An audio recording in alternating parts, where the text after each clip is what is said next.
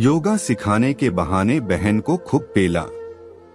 मेरा नाम अनुज है। मैं रामदेव बाबा के आश्रम में गया था और वहां से सीख कर आया योगा। अपनी छोटी बहन को योगा सिखाने के बहाने उसको सुबह में पेल दिया। मैं कहा रोजाना तुम 6 बजे से 7 बजे सुबह फ्री रहना ताकि मैं तुम्हें योगा सिखा सकूं। पर अब उसे भी पता था 6 बजे से 7 बजे योगा नहीं, बस उसको मुझे पेलना है। 3 दिन से उसे लगातार पेल रहा है योगा के नाम पर। आज मैं सीधे अपना कहानी पर आपको बताऊंगा कि मैं क्यों अपनी बहन को पेल रहा था योगा के नाम पर। उसकी गांड चिड़िया को खूब सहलाया दबाया पहले, फिर अपना मोटा पप्पू निकालकर उसकी चिड़िया में डाल दिया और पेलने लगा।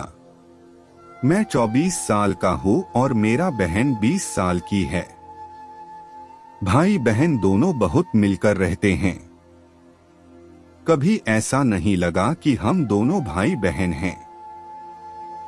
हम दोनों ही दोस्त के जैसे रहते हैं। मेरे मम्मी पापा भी खुले विचार के हैं। आज तक हम दोनों भाई बहन एक ही कमरे में सोते हैं। मम्मी पापा एक कमरे में सोते हैं, भले ही अलग अलग बेड है। हम दोनों भाई बहन का दरवाजा बंद कर हम लोग सो जाते हैं। आज तक कभी मम्मी पापा को ऐसा नहीं लगा कि जवान बेटा बेटी को साथ नहीं सुलाने चाहिए, और मम्मी पापा लोग यही गलतियां कर जाते हैं। उनको लगता है भाई बहन है कोई बात नहीं, पर आजकल के माँ बाप को यह समझना बहुत जरूरी है कि जमाना बदल गया है, कुछ भी हो सकता है। अब सीधे कहानी पर आता हूँ। बहन अपनी फिगर को लेकर काफी एक्टिव रहती है, इसीलिए वो सुडौल शरीर की है। उसके अंग अंग कसे हुए हैं, हॉट और खूबसूरत है। उसकी चिड़िया अभी भी बहुत ज्यादा टाइट है, आपको मैं बता नहीं सकता। उसकी गांड बाहर की तरफ निकला हुआ है।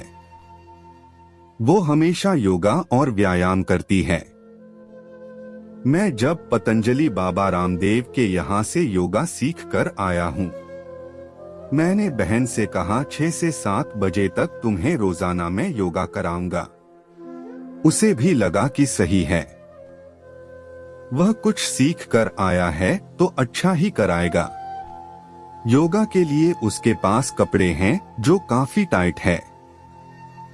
उसके बदन को बिल्कुल टाइट करके रखता, जिससे से एक एक अंग दिखाई देता है। उसने वही पहनकर दूसरे दिन 6 बजे तैयार हो गई। मैं भी तैयार हो गया योगा कराने के लिए। मैं अलग अलग तरीके से योगा कराने लगा, पर उसके शरीर को देखकर मैं डोल गया। उसकी कसी हुई शरीर, उभरे हुए गांड और बड़ी बड़ी गुब्बारे, कोई भी देखकर फिदा हो सकता है, चाहे वह मैं ही क्यों ना हो। जब मैंने सिर के बल पर पैरों पर करने वाला योगा बता रहा था, उसके बाद दोनों टांगों को अलग अलग किया तो चिड़िया की लाइन साफ दिखाई देने लगा। वो सर के बल खड़ी थी। यह देखकर मुझसे रहा नहीं गया और गांड को सहलाना शुरू कर दिया। वह नीचे हो गई और बोली, क्या कर रहे हो?